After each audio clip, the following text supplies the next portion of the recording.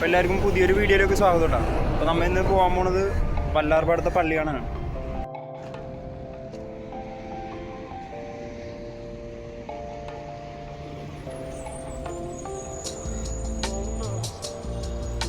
അപ്പോൾ നമുക്കിനി അങ്ങോട്ട് പയ്യെ നമുക്ക് പോവാം, ഉള്ളിലേക്ക് പോവാം.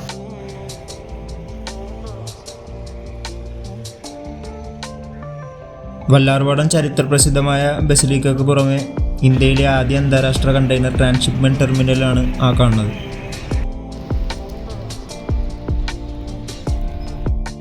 അപ്പോൾ ഇനി ഇവിടെ നിന്ന് കുറച്ച് ദൂരം അങ്ങോട്ട് നടന്നിട്ട് വേണം പള്ളിയുടെ ഫ്രണ്ടിലെത്താനായിട്ട്.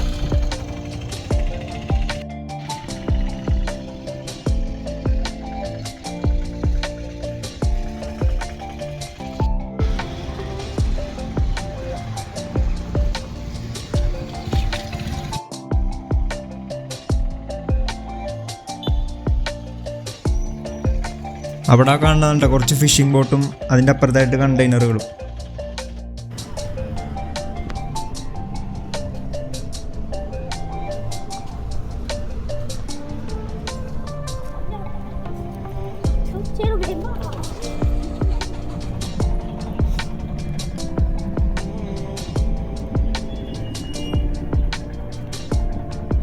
ഇവിടെ വല്ലാർപാടം ബസിലിക്കയുടെ പുറത്ത് രണ്ട് വശത്തായിട്ട് കാണുന്നതാണ് കുരിശുവഴിയുടെ 14 സ്ഥലങ്ങൾ.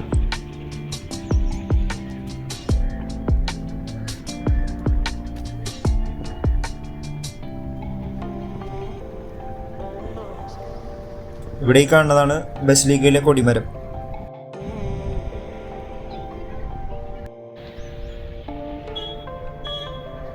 ഇവിടെ ലാറ്റിൻ ഭാഷയിൽ പോർട്ട ഗാഡിയോസ എന്ന് എഴുതിയേക്കണ കാണാം. ഇതിനർത്ഥം ദ ഗേറ്റ് ഓഫ് ജോയ് അഥവാ സന്തോഷത്തിൻ്റെ കവാടമെന്നാണ്.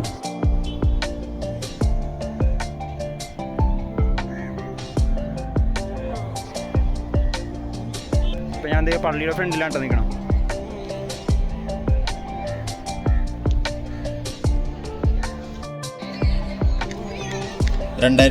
ക്രിസ്മസിനോടനുബന്ധിച്ച് പള്ളിയിൽ തന്നെ കുറേ അലങ്കാരങ്ങളൊക്കെ ചെയ്തേക്കണം നമുക്കിവിടെ കാണാം. അപ്പോൾ നമുക്ക് നേരെ നടക്കാം.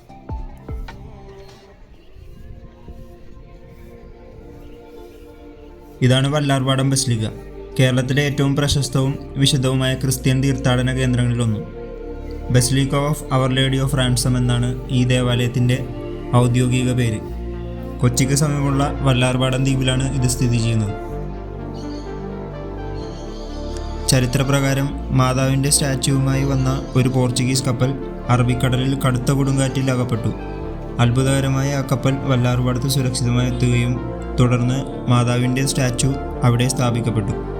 അന്നു മുതലാണ് ഈ സ്ഥലം വിശ്വാസത്തിൻ്റെയും അത്ഭുതങ്ങളുടെയും കേന്ദ്രമായി മാറിയത്.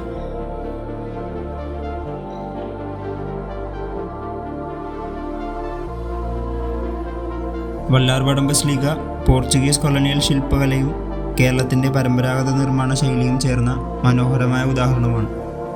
ഈ ദേവാലയം ആദ്യമായി നിർമ്മിക്കപ്പെട്ടത് ഏകദേശം 1524 പോർച്ചുഗീസ് മിഷണറിമാരാണ്. അപ്പോൾ നമുക്കിത് പള്ളിയുടെ ഉള്ളിലേക്ക് കയറാം.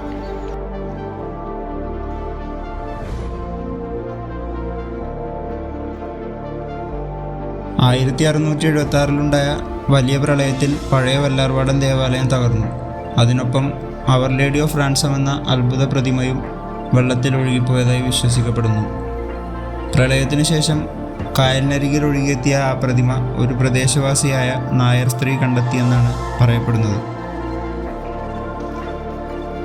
ഇതിനുശേഷമുണ്ടായ പ്രകൃതി ദുരന്തങ്ങളും കേടുപാടുകളും കാരണം ദേവാലയം 1676 പുനർനിർമ്മിക്കപ്പെട്ടു. പിന്നീട് ഇപ്പോൾ കാണുന്ന ഈ ആധുനിക രൂപത്തിൽ ദേവാലയം 1976 വീണ്ടും പുനർനിർമ്മിക്കപ്പെട്ടത്. ഇവിടെ പള്ളീനെ പറ്റിയുള്ള ചരിത്രം എഴുതിയിട്ടുണ്ട് കേട്ടോ.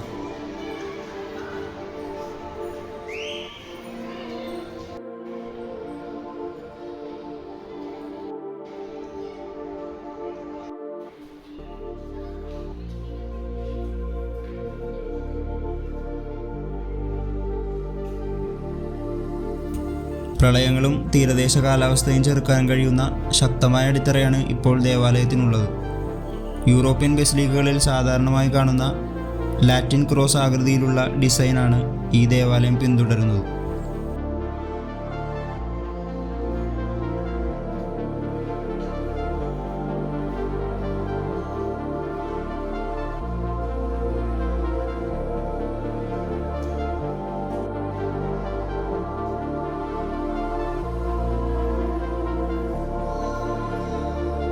ചരിത്രപരമായും ആത്മീയമായും ശില്പകലയിലുള്ള പ്രാധാന്യം പരിഗണിച്ച് 2018 വല്ലാർപാടം ദേവാലയത്തിന് ബസിലിക്ക പദവി ലഭിച്ചത്. ഇതോടെ കേരളത്തിലെ അപൂർവ ബസിലിക്കകളിൽ ഒന്നായി ഇത് മാറി.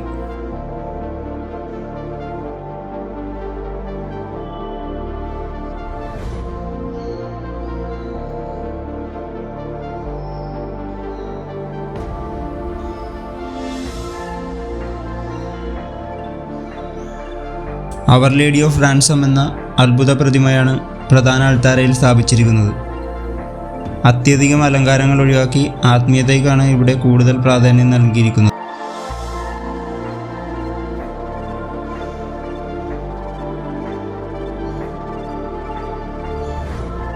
ഒരു വർഷത്തിൽ ഏകദേശം 1 കോടിയോളം വിശ്വാസികളാണ് ഈ പള്ളി സന്ദർശിക്കാൻ എത്തുന്നത്.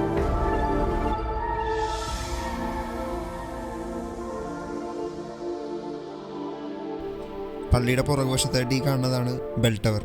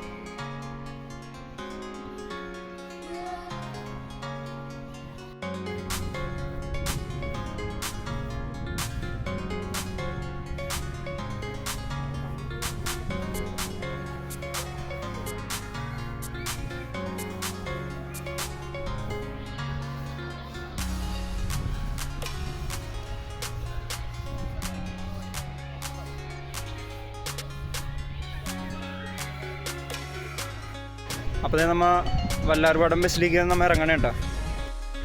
അപ്പോൾ നമ്മൾ ഈ ഒരു വല്ലാർപാടം പള്ളിയുടെ ഒരു വ്ലോഗ് അവസാനിപ്പിക്കണേ കേട്ടോ.